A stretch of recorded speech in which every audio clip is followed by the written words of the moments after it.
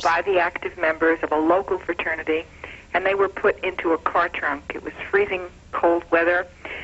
And this was February, right? It was February. They were put into the trunks 3 at a time, and waiting for them in the trunk was a pint of Jack Daniels each, a 6-pack of beer, and a 5th of wine. They were told they had to drink that alcohol before they would be released. The kids were then driven around for half hour or so, taken to the fraternity house, and put to bed in an upstairs room to sleep it off. Chuck never woke up. Several others wound up in the hospital. The cause of Chuck's death was acute alcohol poisoning and exposure, and 2 other boys almost died that very same night. That was the hazing requirement for that particular fraternity. It was the very first night of Hell Week, and who knows what was in store for them for the remainder of the week. Eileen, you didn't even find out the truth for some time. Is that correct? No, we were notified by the school that Chuck had died. He drank too much at a party, we were told. We didn't learn it was a hazing incident until after his funeral from his roommate, who I believe was compelled by his conscience to tell us the truth. And that certainly compounded the tragedy, especially because Alfred University took no action at all. There was no disciplinary action taken against the fraternity. The local authorities termed it an isolated accident, and no one was held accountable whatsoever. And this certainly was very painful for us. Eileen, we can only imagine, in your grief, that anger spawned a drive within you to start what has become a national movement. Am I correct? Only 3 states at the time your son died had outlawed hazing? That's correct, and I put my grief to work. I tried to channel it in a positive direction, not being against fraternities, trying to work with them to eliminate hazing, which I feel has nothing to do with fraternity or sorority life. It's a total aberration of all that they stand for. And I lobbied for a law which was successfully passed in New York, and through the past 10 years I've traveled to probably 500 schools, and there has been legislation passed in several other states. It is now outlawed in 32 states. Yours is one of them, as you know. And West Virginia, unfortunately, has not passed it. It was voted down, and there's an effort going on right now, which I hope and pray is successful this time. Eileen, the name of your group, in case anybody would like a little bit more information, is Communities to Halt Useless Campus Killings. Yes, it's Chuck, Committee to Halt Useless College Killings. And, in memory of your son, I'm sure that's why you chose that acronym. That's right, and I try to share information, lobby for anti-hazing laws, speak with and work closely with fraternities who have supported and encouraged my work.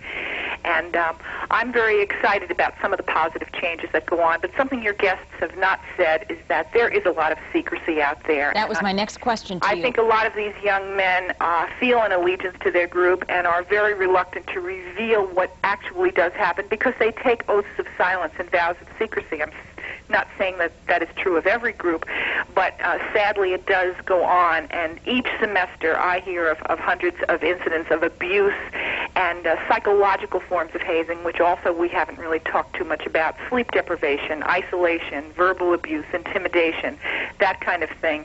And I think there is a great deal of coercive peer pressure to engage in an activity as a sort of rite of passage to belong to a group.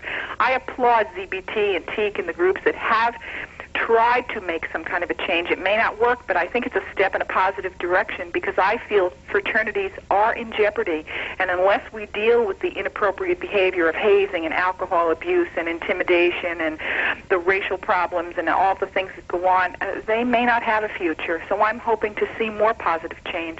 Eileen, very quickly, your advice. These fraternities, and when I got into it, you don't have to name the fraternity, but give me a school. Lincoln. Okay. Okay, I went there, and what happens is they get you behind closed doors, and you really don't know what all is to come. And once you get behind closed doors, then it's like you go through such a brutal beating. It's unbelievable, and They do paddle. Pardon me? They did paddle you. Oh, no question. Yes, they did more than paddle. Like what? Okay, well, there was one incident where it was just unbelievable. You're blindfolded, for one, and now could you imagine the horror of being blindfolded, not knowing what's coming next? See, it's mental as well as physical, Ann. And they stood me up in the middle of the room and just came running from the opposite direction, jumped up and just kicked me straight in my chest. And, of course, I went flying and hit the floor.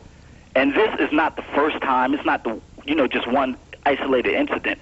this particular group, and groups like this, have done this before, and they do it over and over again. And these are things that you don't know about.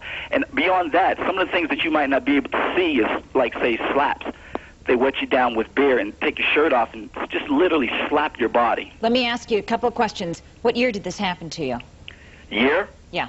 I believe it was 88. So we're talking recently. Was hazing outlawed in that fraternity? Was it outlawed? No. Yes, it should have been. It was an anti-hazing rule that it came into effect, I believe. So publicly they were saying they weren't. Right. But behind closed doors it was another story. Exactly. Last question, why did you stay? Okay, I'll tell you something. I didn't stay, Ann. I left, and I left for the very reason. First of all, it's a peer pressure that makes you want to stay, or else you're going to be stigmatized as a quitter, a chicken, or even weak. So you've got everybody looking at you, so you feel as though you're in it, now you have to go through with it. Well, I myself found out that they were not teaching me anything. I was not learning anything. But see, they must have a cutoff point, a weeding out process. They don't want just, or else they'll have thousands of people coming through the door. And they All right, can't but have you that. left. Exactly, because they were not teaching me anything. Okay. Thank you for sharing your story this morning. We have other people, please understand, standing by on the phone lines, and I need to move on. Bill from Irwin, good morning to you. Bill, are you with us? All right, we'll move along. Okay. Bill? Yes. Please go ahead. Okay. I was a senior in college about 5 years ago, and a freshman that lived on my floor in a dormitory. Name of the school? It was a state school up north. Oh, in Pennsylvania? Yeah. Okay. And he was pledging a kind of a notorious fraternity, and one of the things that they did to him was they made a human dartboard of him. They actually painted a dartboard on his back, and the brothers, the so-called brothers, stood around and threw darts at him. And when he came back to the dorm that night, he was very proud to show everyone his back full of bloody holes. And that was just one of the things they did to him. Various beatings. He came home bleeding quite a few times. Did he stick with the fraternity? Yeah, he did. He was the only pledge that made it the whole way through. He was determined that he wanted to belong so bad to a group that he'd do anything it took. So you're saying that peer pressure can be even perhaps more intimidating. Oh, exactly. All right. Thank you so much for your call. Quick reaction?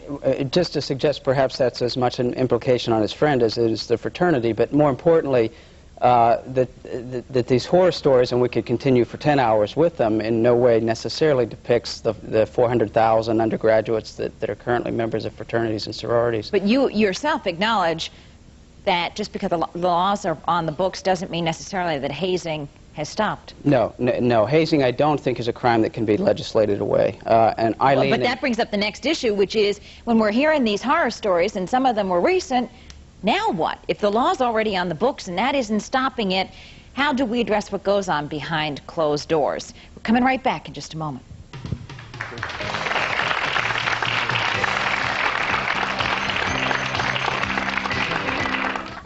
Extra, read all about it. Extra buyouts, extra price cuts, and extra savings. It's the extra sale at Value City Furniture. Sofas only $289. Table buyout $69 each piece. 3-piece lamp set $79. Student desk and chair set $49. Entertainment center $199. 4-piece bedroom group $299. 5-piece dinette only $178. Curio starting $165. Snack table $799. It's a $5 million store-wide inventory blowout during the extra sale at Value City Furniture.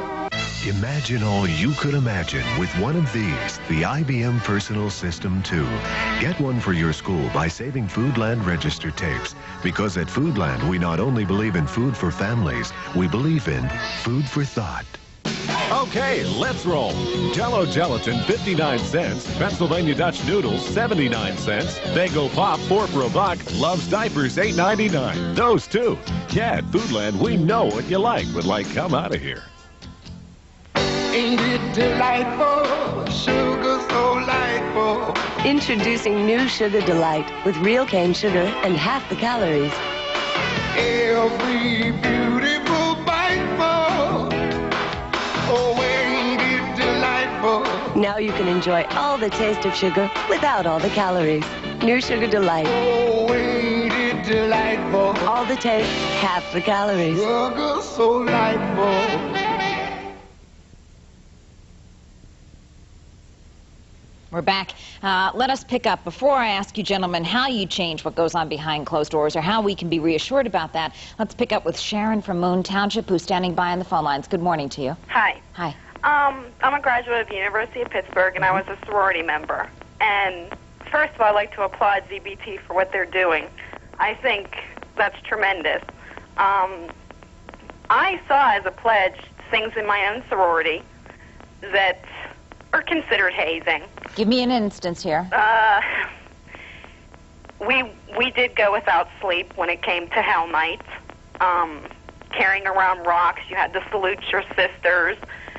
Things that were just totally ridiculous. If you are going to become a part of a